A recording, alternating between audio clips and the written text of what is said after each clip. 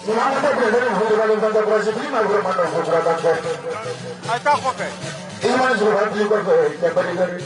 Ada kopi. Yang terus terus berikan. Jadi kita berapa? Ini mana hubungan terakhir?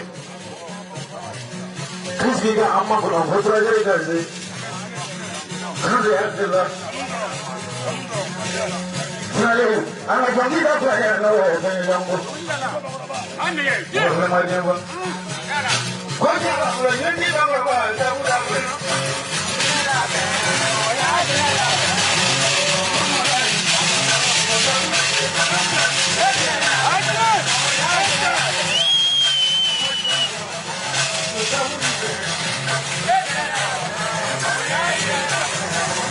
Kemudian di Kota Budi.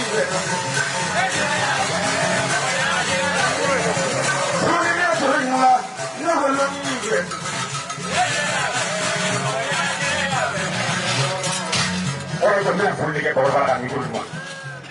Sama gitu. Mana lipat baru ada ni lagi kita. Orang lain tidak kan lipat. Iku amba pun cuma kaya pesudah.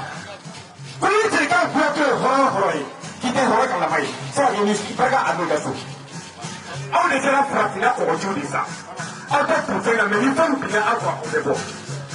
Kita ini yang bersama orang. Ini yang sekarang orang.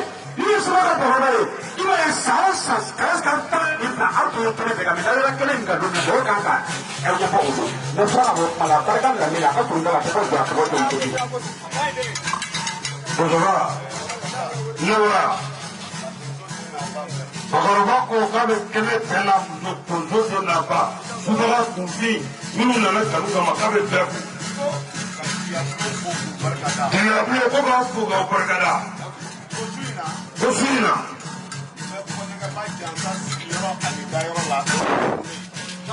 Oleh ni kumai nama Bosina sasa.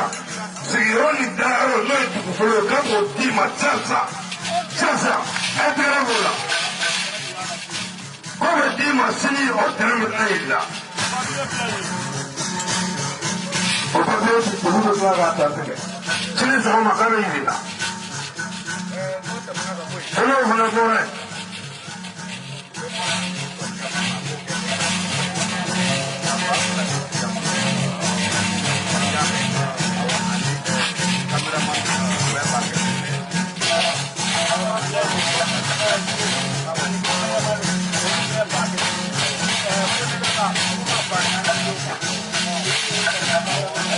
Dia belum bafla.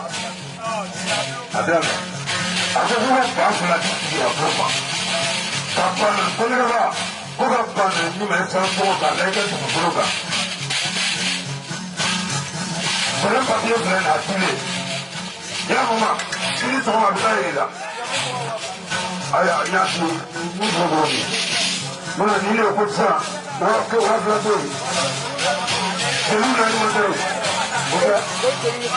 Seluruh nama tu. Mana ni? Ah?